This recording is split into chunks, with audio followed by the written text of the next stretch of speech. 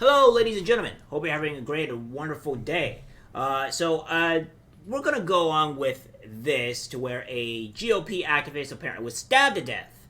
Lawyer, mind you. So we'll go with how our society is really moving and just not being in the greatest spot here. We have a GOP activist lawyer stabbed to death in his Durham, New Hampshire home. Suspicious death investigation that was underway this weekend in Durham, New Hampshire, has been ruled a homicide after an autopsy was completed on the victim. The New Hampshire Attorney General's office said in a statement Sunday that the medical examiner determined the death of 41-year-old Alexander Talcott was caused by a stab wound to the neck. His manner of death has been ruled a homicide. A spokesperson for the Attorney General's office has confirmed Talcott was a GOP activist and lawyer. The State of the Director, New Hampshire chapter of the Republican National Lawyers Association, said in a statement to NBC 10 Boston that Talcott stood out as a staunch advocate for the core values of the Republican Party. His unwavering belief in liberty, free markets, and limited government resonated deeply in his role as a lawyer. Within the RNLA, his leadership was unwavering in promoting our shared values, ensuring every member felt empowered and well prepared. William O'Brien said of Talcott, Alex was an exceptionally skilled champion for the rule of law and the importance of fair and honest elections. We will forever honor Alex's selflessness, dedication, and profound contributions to our shared vision of liberty through legal processes. O'Brien added, his legacy will undoubtedly inspire future generations within the RNLA and the greater legal community. Talcott was found dead in his Bennett home early Saturday morning. There were numerous police vehicles on scene, and the Attorney General's office said at the time they were actively investigating a man's suspicious death at the residence. Talcott's name wasn't released until Sunday, at which point officials said they had identified all of the people involved in the incident and there was no known danger for the public. Investigators are continuing to look at whether or not the person who stabbed Talcott was acting in self-defense, officials said. Their name has not been released, and investigators in Talcott's death is ongoing, and further information has not been shared at this time. We also have this as well, but I'm going to talk about this. It's a bit concerning as of recently to where we have been having mostly GOP, mostly GOP people either stabbed or killed or threatened in the span of like a year, which is making me making my eyebrow raise on what's been going on.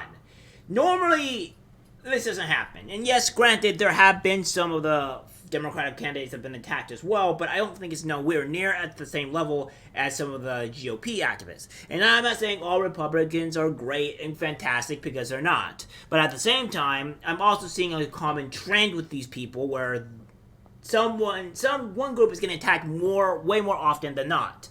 And that's my great concern, and I want to see on how we're not going to be able to stop this violence from happening, from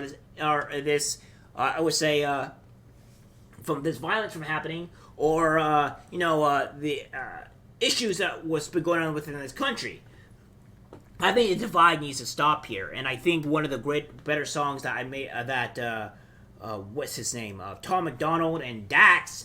And Adam Cunningham, I think is his name, that dropped their album with white and black people.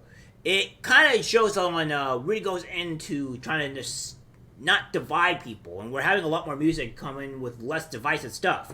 Of course, you have either the left trying to divide it and make it their own type of thing, or of course you have the right that's going to talk and divide us even further.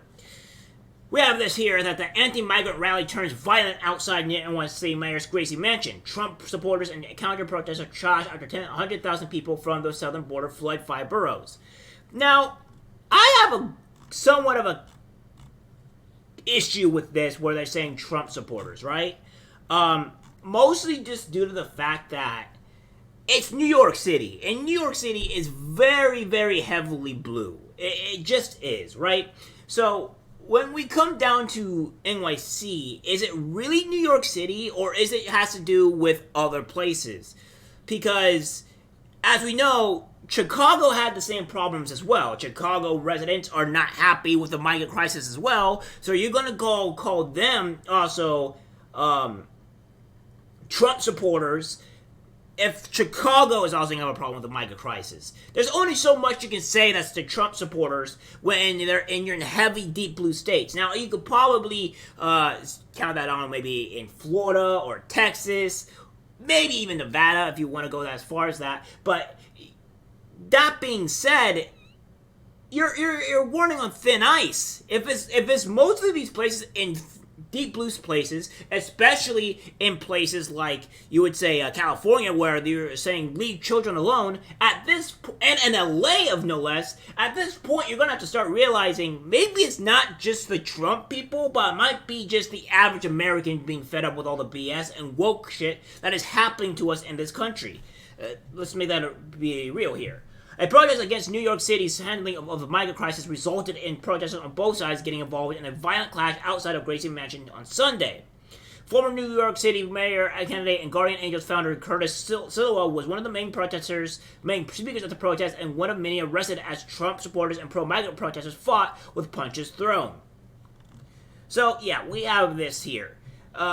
And all this crazy stuff. So we're going to show you a few videos here of what's going on in New York City and some of the crazy stuff that we obviously see, and we'll see what's going on.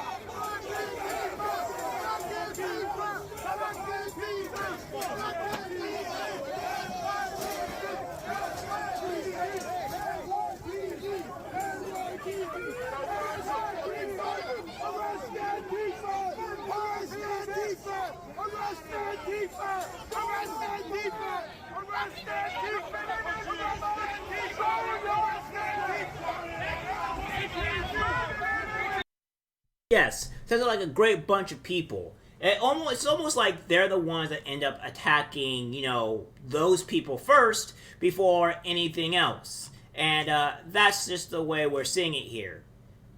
And, of course, we're having some people doing some holes or what have you, and some of these people being arrested is kind of stupid because some of these people are instigating. But, yeah, there just seems to be a whole mass of just war and chaos going on over there. So, like, this one is just dumb. Be another thing, too. This is not just New York City where this is an issue. As I said before, we need to be taken care of first. Chicago community where 97% voted for Biden react fiercely after finding out 500 migrants are heading their way, as some claim they have been bumping off housing waiting lists. Yes, and I maybe think there's also another article here, somewhere around here that is more recent too. This is still from 2023 of May 14th. But this one in particular, yeah, they're angry. They went out into the courts and what have you, and they're raging, they're being angry and stuff like that. So this is not just pertaining to New York City. This is also pertaining to Chicago, and and it hasn't hit California as bad yet because the migrants are not being as flooded in, but I'd say give it some time, and you might be hearing some Californians being raging too. A lot of these sanctuary states are starting to feel the pain, starting to feel some of the issues that when there's so many migrants coming in, and these people are eventually going to get a little bit of some red pill because this is just the reality that's going. Even Mayor Adams is addressing the huge migrant issue and how much they can't really handle the influx of migrants coming into the city. So you can say you want to say it's anti-Trumpers or what have you, or not anti-Trumpers, but Trump supporters or what have you. But I don't think that's the case. You have the residents of New York City complaining about the migrant issue. You have Chicago residents complaining about the migrant issue. And then you even have the mayor, Adams, himself coming out and saying, we have a problem with these migrants coming in. We don't have places to house them all. And he's even going against, we have to do something about the migrant issue and do something about the border because this is a problem. So even the mayor's addressing these issues, so you saying that it's just a Trump supporter thing is really starting to make it seem like you're just trying to spin a narrative, spin whatever have you. There probably is some Trump supporters there. Granted, I'll give you guys that. But I don't think there is a majority of Trump supporters there, especially in places like New York or Chicago, right? I just don't think that's just the case.